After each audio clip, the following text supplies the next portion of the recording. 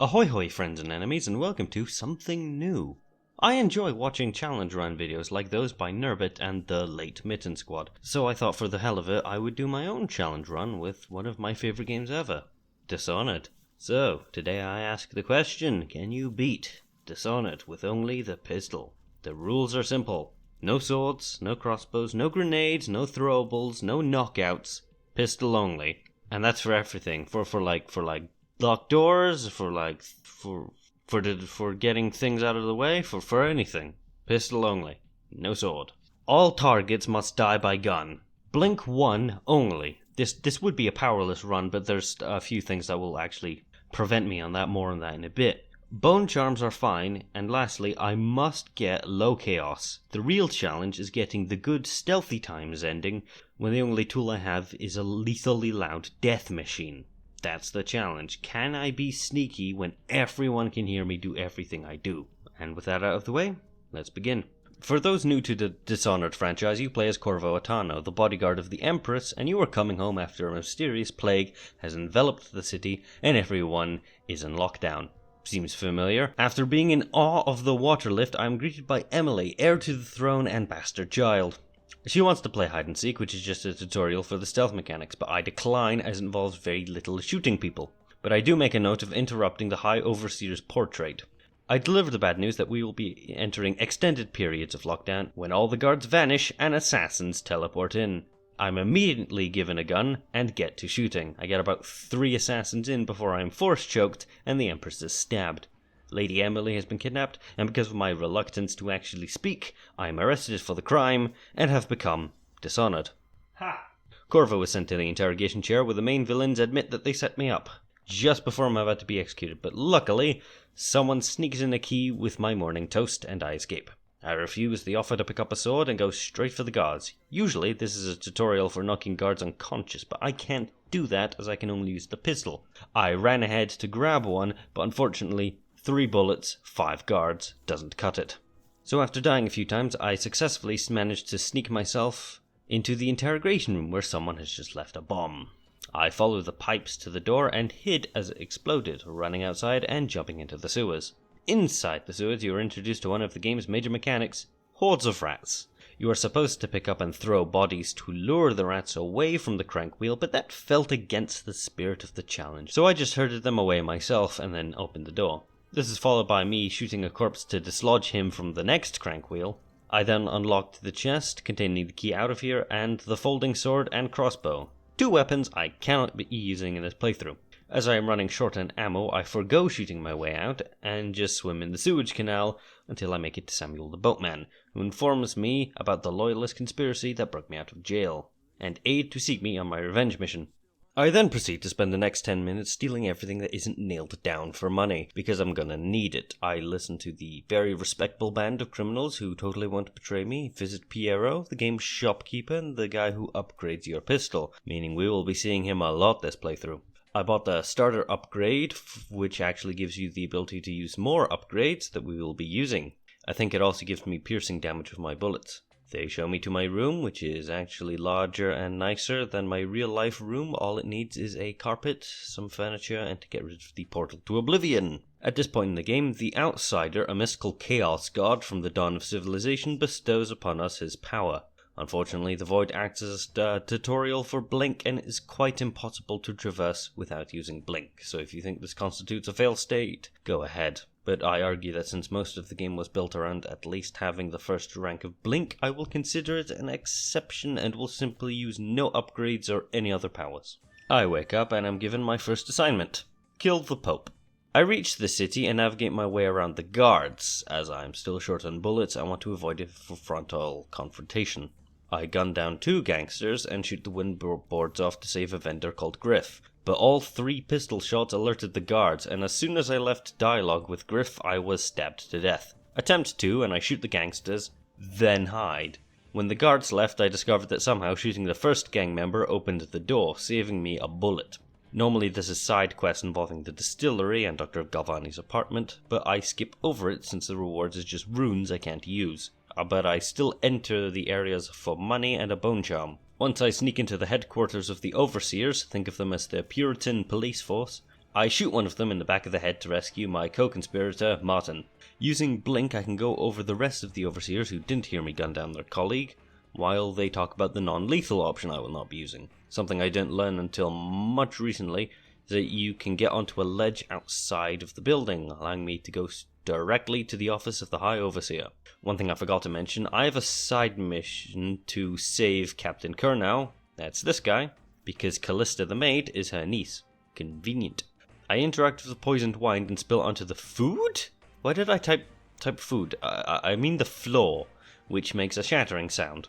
I then proceed to wait in the basement for about 10 minutes because I would later learn that starting their dialogue doesn't set them off leaving Campbell's office. While trying to leave, I caught the attention of 2 overseers who I gunned down where nobody can hear us fight. I used the wrong "hear" in the script.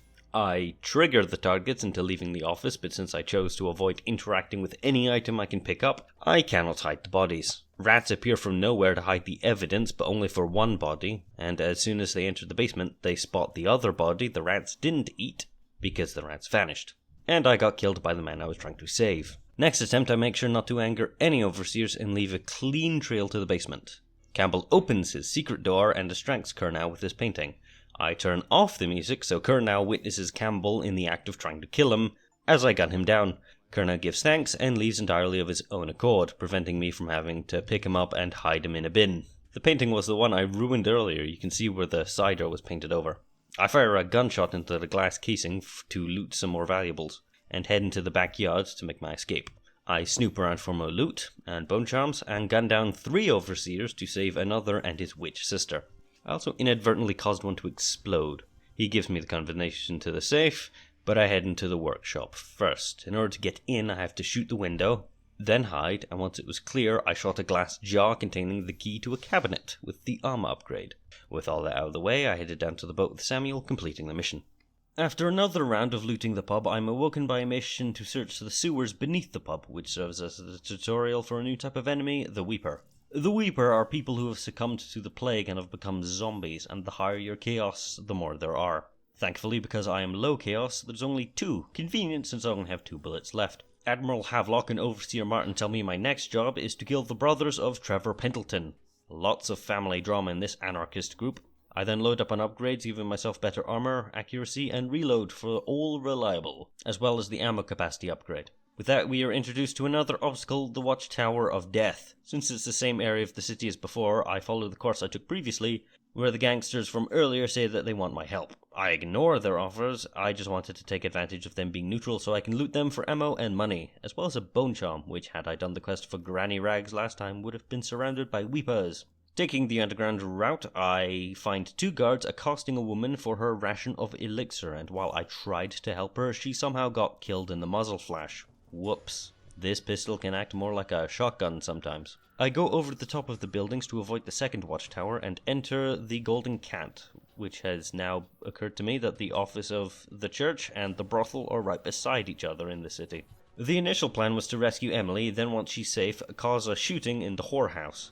That plan didn't come to fruition, however, as my hubris had led me to believe. I remembered every guard, civilian, and routes they took. I was later humbled by the fact that a courtesan caught me going through the window and alerted the guards, meaning I had to cause the shootout first, then flee. With the guards on high alert, I couldn't dally to loot the building for all their valuables, so once the coast was clear, I got the key and then rescued Emily.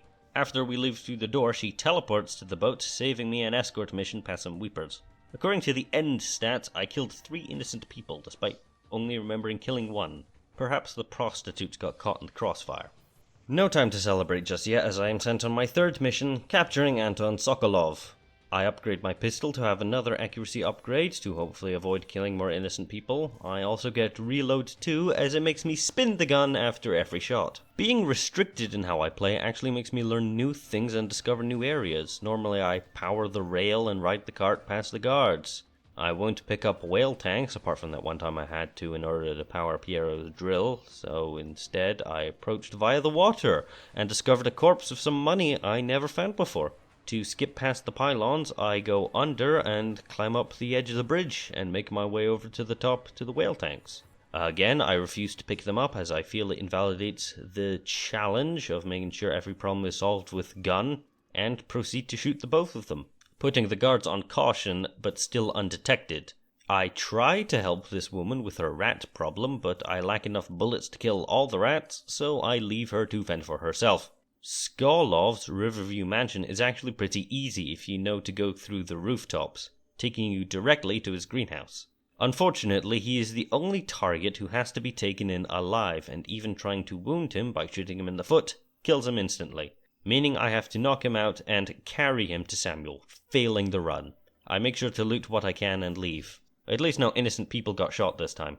Back at the base and a night's sleep, I accidentally picked up 2 of the money pouches left by the Void Walker DLC. As I made it a point of order to not use the DLC upgrades for this run, I have to avoid spending the overly generous 1,000 coins I received from these pouches. Cecilia gives me the key to her nearby apartment she has in case the whole conspiracy goes south. I love guns, so I can recognize a Chekhov's gun. Sokolov refuses to tell us who the Lord Regent's squeeze is, and we are given the option to bribe him or sick the rats on him. The only difference is he pay 100 coins for some good boy points. But I'm still pretty mad about him foiling my run, so I release the horde and use the money for a stealth upgrade.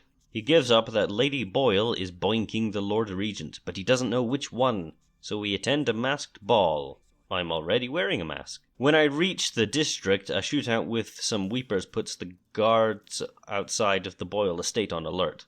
Once I scale the gate, I can slip in undetected, as nobody seems concerned that my mask is exactly the same as the gun-toting maniac going around the place. Had I not screwed up my earlier rampage at the bathhouse, I would have gotten the art dealer's invitation, and he would be stuck outside. But that doesn't matter, as someone else drops theirs in the wind. I deliver a letter from Lord Pendleton to Lord Shaw, only to find out that I'm being roped into a pistol duel. Hey, any excuse to shoot a man. Lord Shaw had not cleared leather for a bullet fairly ripped, and my aim was deadly with the big iron on my hip. Making my way inside, I made sure to sign my name on the guest ledger, as is the polite thing before I figure out who my target is. There are 3 Boyle sisters, each who behave differently. Lord Brisby, a creepy stalker, tells me that I was fortunate to be given Esma Boyle as the target, as she is quite promiscuous and therefore easy to isolate from the rest of the party, while she escorts you to her room. I found out which colour dress Esma wears by giving a stranger a drink, convinced Esma to meet me upstairs, then I shot her in the face. Hopefully the guards believe it was a self-inflicted. With no alarms, I steal everything that isn't nailed down and flee. It would have been a perfect assassination, but I got seen by some guards on the way out, as I was partially eaten by some rats that I missed. Finally, it's time for the final target, Hiram Burrows, former Royal Spymaster, current Lord Regent. Samuel takes us to the water lift from the start of the game, but since it won't fill up, this gives us the second instance where blink is completely mandatory. I retreaded the steps that the assassins took at the beginning of the game, and I wished I'd told you the plan went off without a hitch. But it in fact didn't. I ducked into a barely populated area of the palace grounds, where I got spotted by one of the few guards there, and the watchtower in the courtyard. Fortunately, it's very easy to break line of sight and follow the Kenobi philosophy of the high ground, as the soldiers have very stiff necks apparently and don't look up. I enter the tower like John McClane through the ventilation ducts. The first place I go to is the broadcast tower to get the non-lethal option. It just feels right to have the Lord Regent HK-47 exposed for his crimes, then shot. After I steal the confession audio recording from his safe, I close it to cover my tracks, then enter the rest of the tower. I'm looking for General Tobias's office to get an upgrade schematic, but due to some idiocy, I go through every other door before finding it, getting detected numerous times due to a lack of spatial awareness for guards and servants. In the middle of it all, I do take a stop to find the torture chamber, where the torturer, who was interrogating us at the beginning of the game, is located. Revenge solves everything as I gun him down before he uses his satanic powers he possesses. I eventually wound up back where I started, finding the door I meant to enter from the beginning, and steal the schematics for explosive bullets. I have everything I needed, so I broadcast Lord Regent's confession that he was the one that killed the Empress, because of his master plan to bring the plague rats over from Pandyssia to exterminate the poor. He truly is the ultimate Tory. As he is being arrested, I take the opportunity to shoot him twice in the back, and while the game goes slow-mo, I blink back to the vents in cool slow motion. As I only got 700 coins from this mission, I would have to scrounge up a little bit when I got back to the base to buy a full complement of explosive bullets. We make it back to the pub, celebrate, and get hammered. The Loyalist conspiracy has poisoned me, but Samuel sneaks me away on a raft to the flooded district where we meet Dowd, the assassin who killed the Empress. He says that he too gets his power from the outsider, tosses my stuff, but most importantly my pistol, into the abandoned building and knocks me out. Here you are at last. Back off, ya spooky bitch! I'm waking up to ash and dust, I wipe my brow and I sweat my rust, and meet the second roadblock ending to a pistol-only run. I'm thrown into a cell which either I need to open with my powers, the bricks, or possess a rat. None of these are allowed in a pistol-only run, but they took my gun away from me, so I take the second loss for the day. There's no pistol among the items, just swords I can't use. So my only option is to run away from the assassins who break their pursuit as soon as I jump into the water. My first course of action is to get my pistol back, but I picked up a rental from dead overseers. In reverse of how I normally play, I enter through the building I usually leave the refinery from. Except I see more bullets at the bottom, but I die due to river crusts trying to get to them. Oh, I didn't mention the river crusts yet. They throw slime at you, then you die. I ignored the extra bullets and headed for the refinery instead. Climbing up the refinery was quite a challenge, but an even bigger challenge was inside, as normally I have to power the ramp by putting whale oil into the receptacles. But if you climb over, it's a big drop and I break my legs with a gravity assist.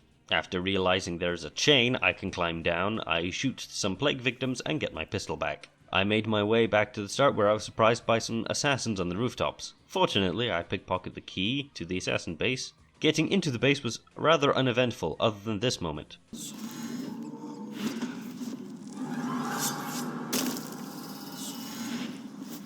I wind up using the ammo I've saved in a fight caused by failing to blink up a bookshelf repeatedly. Not that it mattered much anyway, because the fight against Dowd was really anticlimactic.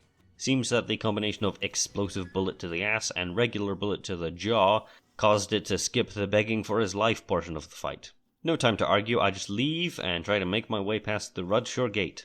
I fail to hit the whale oil tank several times and instead use an explosive bullet to shut off the gate, and therefore allowing me into the sewers. Normally in the sewers, if you've done the quest for Granny Rags and Slackjaw, you get a confrontation with them both, but since I neglected them, it's skipped, so the journey through the sewers are rather uneventful, other than a shootout with river crusts.